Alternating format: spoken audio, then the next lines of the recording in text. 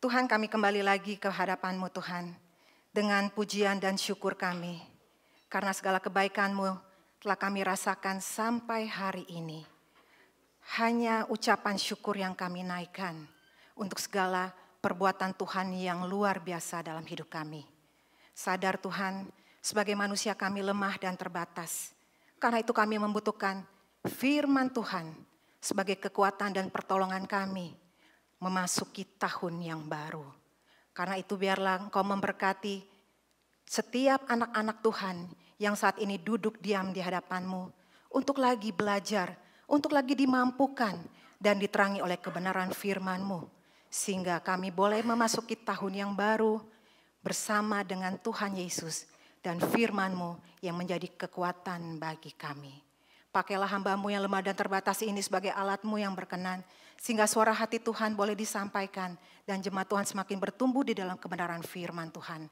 Di dalam nama Tuhan Yesus, setiap yang percaya berkata, amin, amin. Saudara, tidak terasa hari ini kita menginjak di hari terakhir tahun 2023. Dan beberapa jam lagi kita akan menyongsong tahun yang baru, tahun 2024. Karena itu tema yang akan saya bawakan pada pagi hari ini adalah persiapan memasuki tahun baru. Yang terambil dari Filipi 3 ayat yang ke-13 sampai dengan ayat yang ke-14. Mari saudara kita baca bersama-sama. Filipi 3 ayat 13 sampai ayat yang ke-14. 1, 2, 3. Saudara-saudara, aku sendiri tidak menganggap bahwa aku telah menangkapnya. Tetapi ini yang kulakukan. Aku melupakan apa yang telah di belakangku dan mengarahkan diri kepada apa yang di hadapanku. 14. Dan berlari-lari kepada tujuan untuk memperoleh hadiah, yaitu panggilan sorgawi dari Allah dalam Kristus Yesus.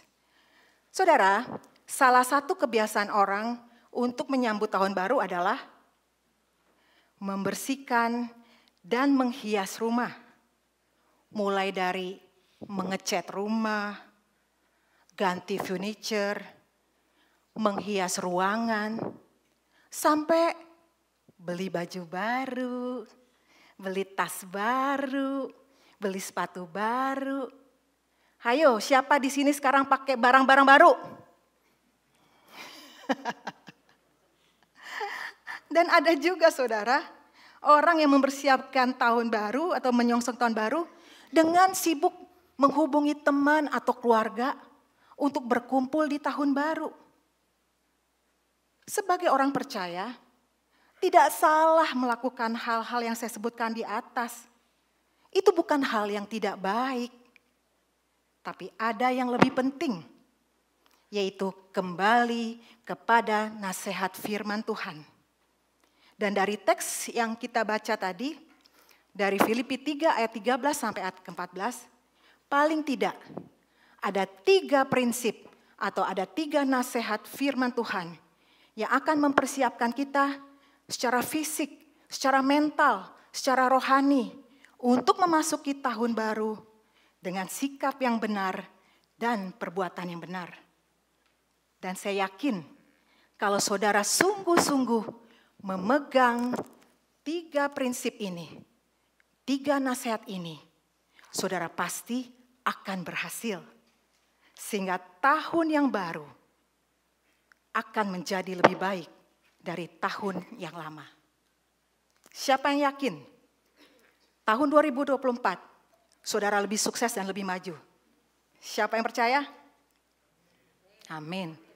Tapi ada beberapa orang saudara, mereka takut memikirkan tahun 2024 itu apakah lebih baik atau lebih buruk. Tapi sebagai seorang yang beriman kepada Tuhan Yesus, saya yakin bisa lebih baik. Kenapa? Karena kita memegang 3 prinsip firman Tuhan. Saya yakin saudara lebih maju, saudara lebih sukses, saudara lebih berhasil di mata Tuhan dan di mata manusia. Saudara mau berhasil di tahun 2024? ikutilah nasihat firman Tuhan. Yang pertama, melupakan yang di belakang. Saudara, dalam ayat yang ke-13 ada istilah melupakan. Dan melupakan di sini tidak sama dengan menghapus atau mencuci otak atau seperti orang yang demensia, seperti orang pikun. Bukan itu, saudara. Tapi maksud melupakan di sini adalah tidak hidup di masa lampau, tidak terbuai di masa lampau, tidak terpesona di masa lampau, dan tidak terpengaruh sehingga saudara tidak bisa maju ke masa depan. Dan ada dua hal di masa lampau yang bisa membuat kita tidak maju. Yang pertama, keberhasilan. Keberhasilan bisa membuat kita menjadi lupa diri, tenggelam dalam masa lalu, dan membuat kita menjadi sombong. Dan yang kedua adalah kegagalan. Kegagalan bisa membuat kita menjadi orang yang pesimis, menjadi orang yang takut, menjadi orang yang gentar, menjadi orang yang kalah, dan tidak bisa maju. Jadi dua-duanya tidak baik kalau saudara ingat-ingat di masa lalu, hidup di masa lalu. Keduanya tidak baik, saudara, jelek. Baik itu keberhasilan maupun kegagalan. Seperti Paulus menganggap keberhasilan dia itu seperti sampah, tidak berguna. Dan istilah aslinya adalah seperti kotoran manusia. Sebab sesuatu yang lahiriah, yang dia banggakan, tidak bisa dibandingkan dengan Kristus yang telah menebus dia. Jadi semuanya harus dilupakan. Baik itu juga kegagalan dia harus dilupakan. Kalau saudara ingat-ingat yang negatif, saudara pasti akan menimbulkan trauma dalam hidup saudara. Saudara akan takut menghadapi masa depan. Saudara akan gentar. Tapi kalau saudara ingat-ingat keberhasilan saudara, saudara akan menjadi sombong, lupa diri, dan menjadi orang yang hidup dalam mimpi. Karena itu kita harus melupakan. Saudara pernah pergi ke sirkus gak? Siapa yang pernah nonton sirkus? Pasti banyak ya. Pasti ada atraksi gajah kan? Ada gajah yang menendang bola, ada gajah yang duduk, ada gajah yang berlutut, ada gajah yang juga berdiri dengan kedua kakinya saja. Dan masih banyak yang dapat dilakukan dengan si gajah itu. Kenapa gajah bisa taat hanya dengan seorang pawang yang mengatur dia? Padahal kalau di berbagai atraksi, gajah-gajah itu seringkali gak diikat. Dan kalaupun diikat, dia hanya diikat dengan tali yang kecil. Tapi gajah itu gak berontak, gajah itu gak lari. Kenapa? Karena sejak gajah itu masih kecil, si pawang telah melumpuhkan pikirannya. Sejak si gajah masih kecil, dia selalu dibelenggu dengan rantai yang besar. Sehingga dia tidak bisa melepaskan dirinya. Akhirnya waktu dia besar, gajah ini tidak perlu lagi diikat dengan rantai yang gede atau yang besar. Kenapa saudara? Karena belenggu yang sesungguhnya ada dalam pikiran si gajah. Demikian juga saudara dalam hidup kita. Kadang dalam hidup kita ada yang terikat dengan masa lalu. Ada yang pernah ditipu orang, tapi sampai mati gak mau lupa. Atau disakitinya sekali, tapi diingatnya selamanya. Atau kebencian, dendam, dan berbagai hal yang bisa membuat saudara menjadi trauma. Atau mungkin juga saudara dulu di Indonesia kerjanya bagus. Jadi direktur, jadi bos. Tapi waktu pindah ke Amerika, saudara menjadi pegawai rendahan. Lalu saudara sedih. Aduh Tuhan, kenapa gak seperti dulu hidup saya? Saudara meratapi diri saudara. Kenapa saya gak seganteng dulu Tuhan? Kenapa saya gak sekuat dulu? Tidak ini, tidak itu. Dan saudara hidup dalam masa lalu. Saudara tidak bisa melepaskan belenggu masa lalu dengan kekuatan sendiri. Tapi Tuhan bisa. Karena itu saudara perlu minta pertolongan Tuhan. Supaya Tuhan membersihkan semua belenggu masa lalu saudara. Karena itu Yesus berkata, genaplah, lunaslah. Sekarang tinggal saudara. Apakah saudara sungguh-sungguh mau minta pertolongan Tuhan, melibatkan Yesus atau tidak? Bagaimana dengan saudara selama ini? Adakah belenggu-belenggu yang membuat saudara sulit untuk maju? Misalnya, dendam pribadi, trauma di masa lalu, atau mungkin waktu masih kecil saudara diperlakukan buruk, atau kegagalan baik dalam bisnis, dalam pekerjaan, atau mungkin juga saudara mengalami hal-hal yang tidak baik atau dosa-dosa masa lalu sehingga menyisakan rasa sakit hati. Atau sebaliknya, saudara hidup dalam mimpi dengan segala keberhasilan-keberhasilan saudara masa lalu. Nama besar saudara, mungkin pernah jadi orang terkenal. Prestasi-prestasi saudara, mungkin pernah jadi cowok seganteng se-Indonesia. Menjuarai maraton, olimpiade, PON. Atau mungkin saudara berasal dari orang kaya. Sehingga akhirnya saudara tidak bisa merendahkan diri baik dalam hidup dan pelayanan. Bahkan saudara tidak bisa merendahkan diri di hadapan Tuhan. Saudara merasa mampu di hadapan Tuhan. Mari saudara belajar seperti Paulus. Melupakan apa yang ada di belakang. Sebaliknya, mengarahkan diri kepada apa yang ada di masa depan dengan berpedoman kepada firman Tuhan. Yang kedua, memandang ke depan. Masih di ayat yang ke-13, hal kedua yang Alkitab katakan adalah mengarahkan diri kepada apa yang ada di depan. Artinya, dalam menjalani hidup, kita harus fokus pada tujuan yang ada di hadapan kita. Jangan mau dipusingkan dengan segala hal lain. Fokus artinya tidak menyimpang ke kanan dan ke kiri. Tetap fokus, tidak goyah.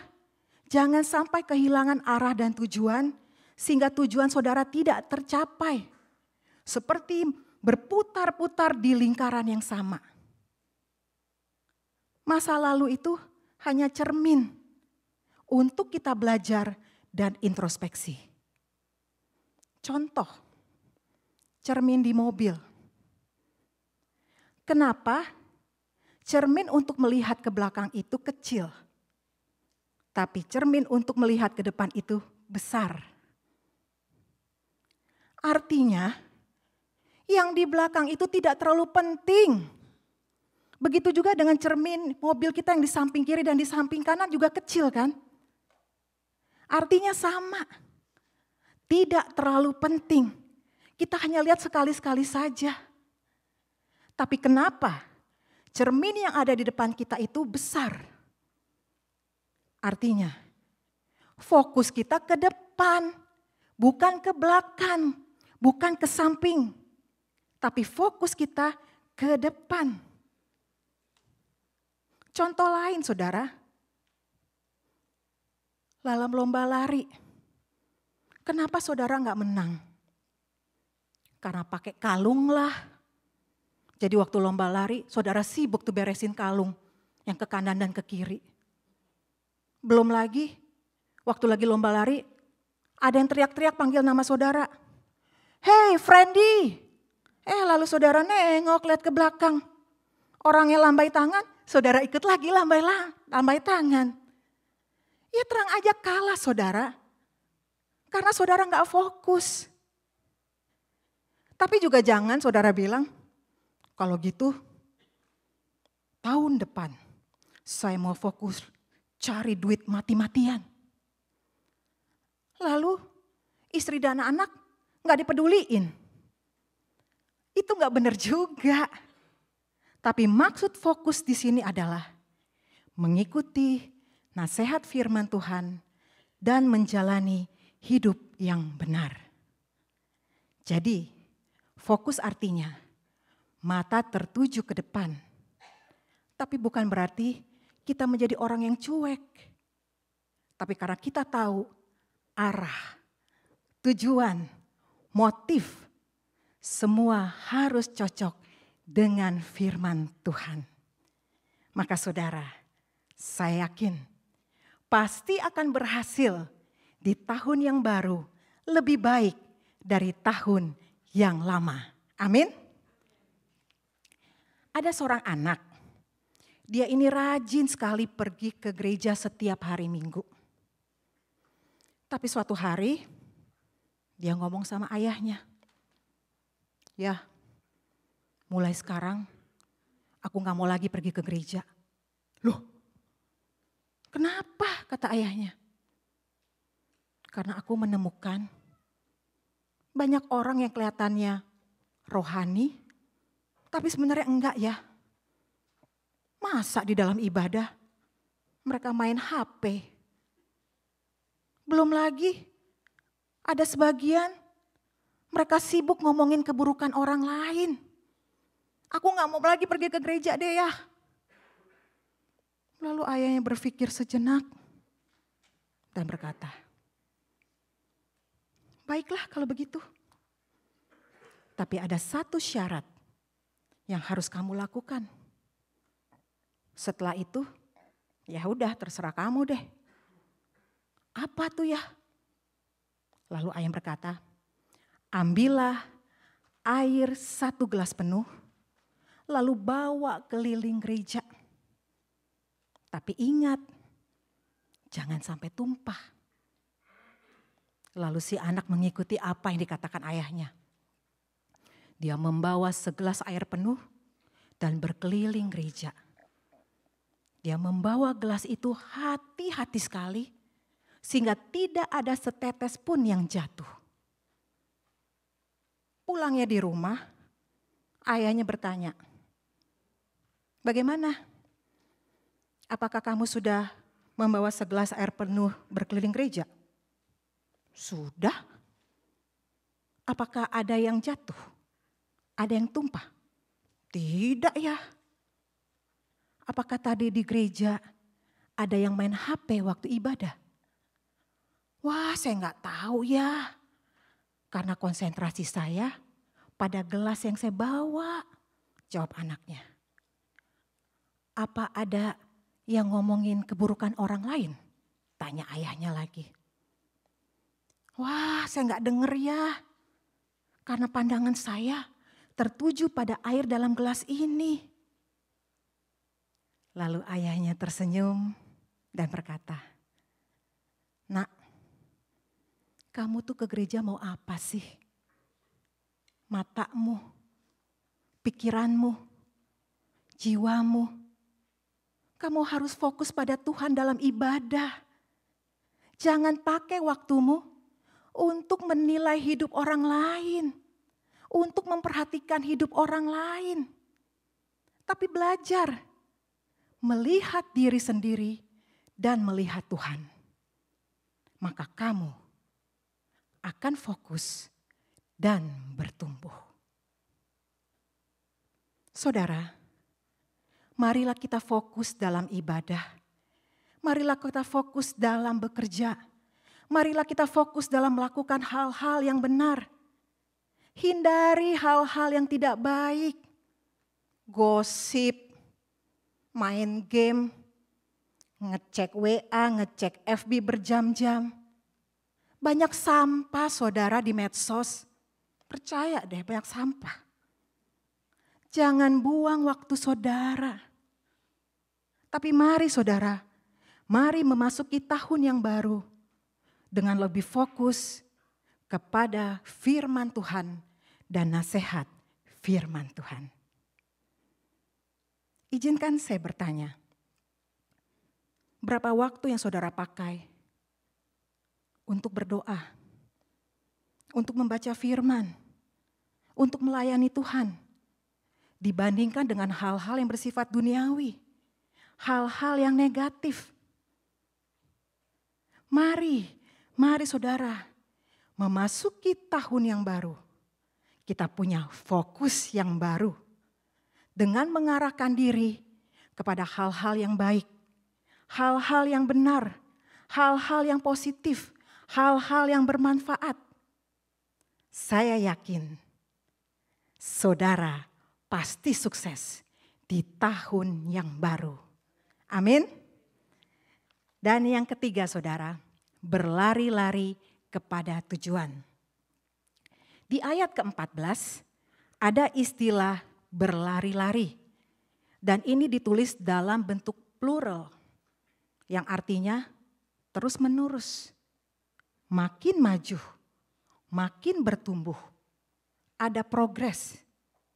Dan untuk maju, saudara harus mau bayar harga dengan mengorbankan segenap hati, segenap pikiran, segenap tenaga, dan segala yang saudara miliki untuk mencapai tujuan.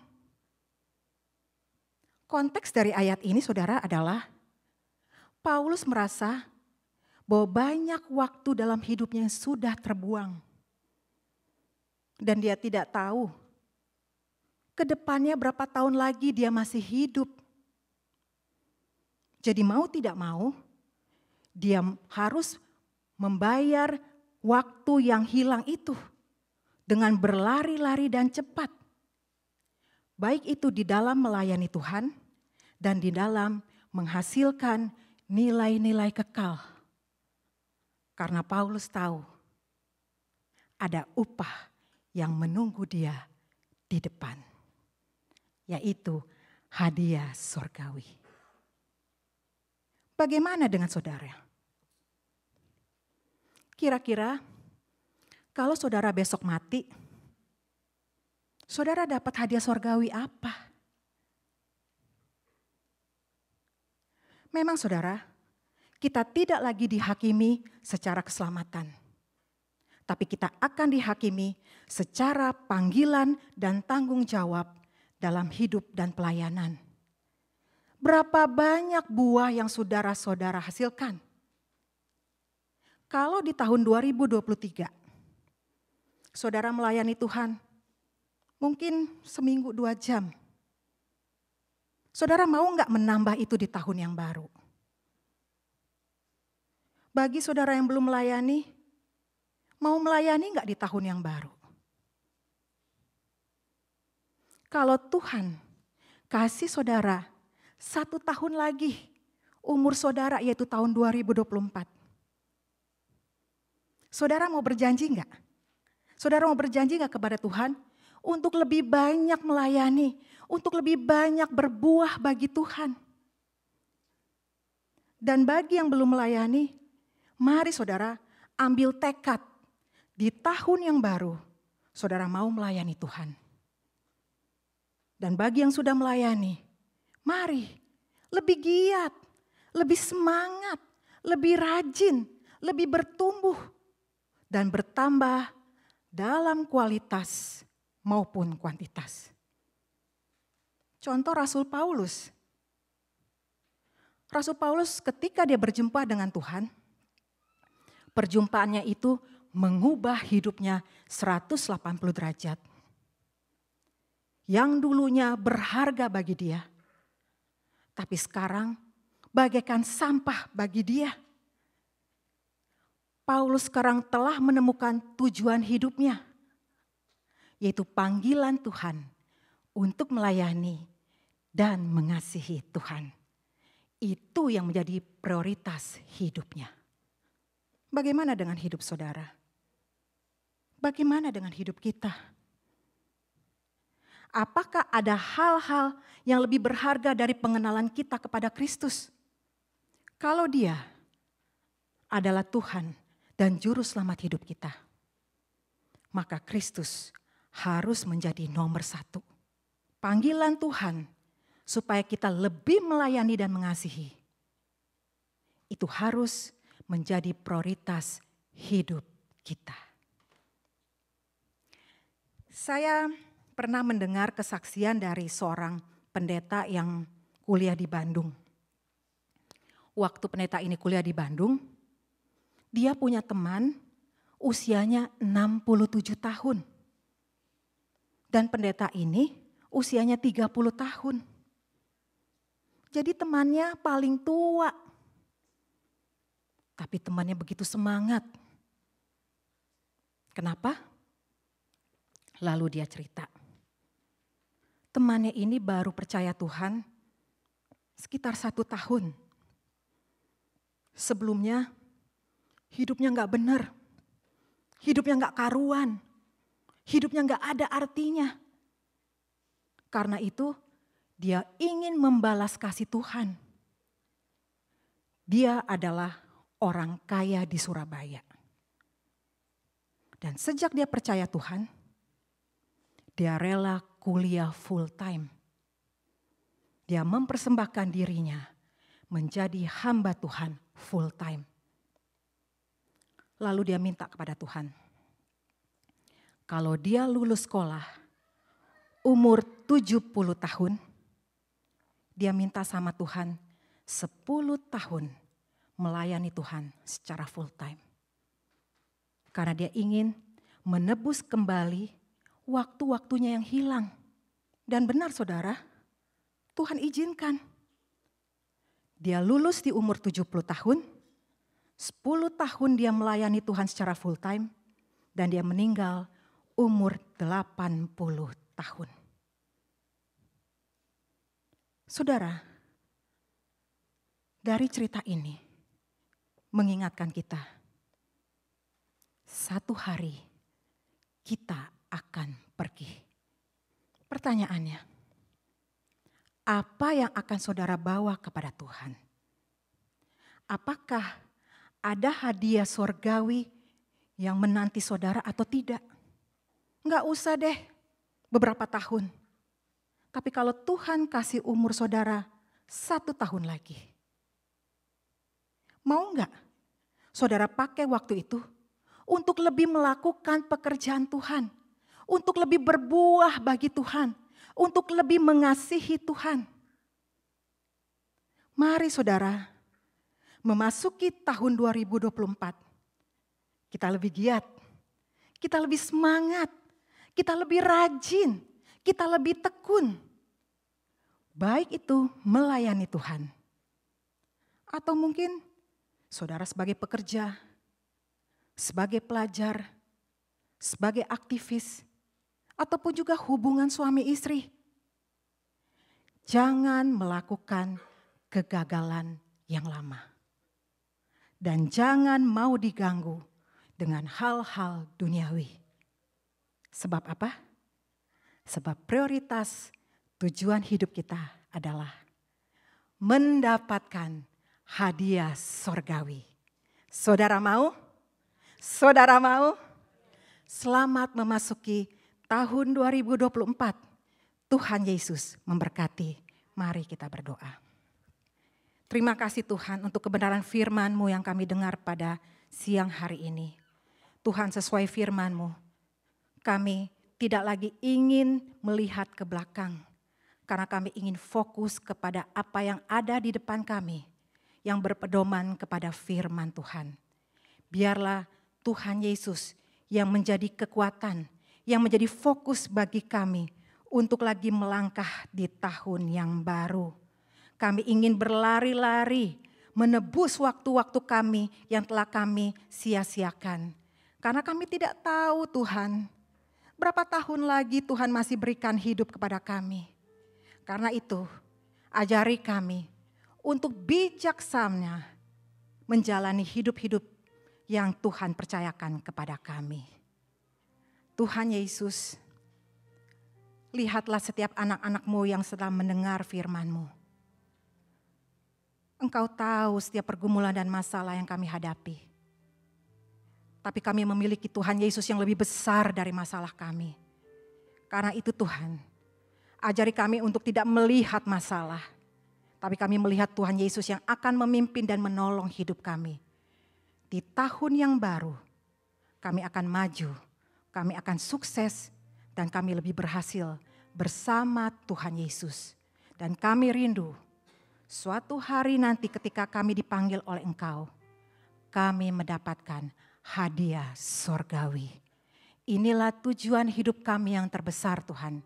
Bukan hal-hal yang sementara, tapi hal-hal yang bersifat kekekalan. Terpujilah Engkau Bapa, pakailah kami di tahun yang akan datang menjadi lebih lagi bersemangat bagi Tuhan. Lebih lagi menjadi alat kemuliaan bagi Tuhan. Nama Tuhan dipermuliakan dan diagungkan.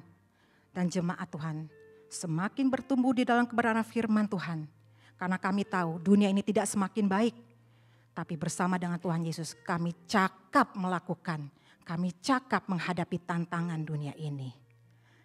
Terima kasih Tuhan Yesus. Di dalam nama Tuhan Yesus. Setiap yang percaya berkata, amin. Tuhan Yesus memberkati. Selamat memasuki tahun 2024.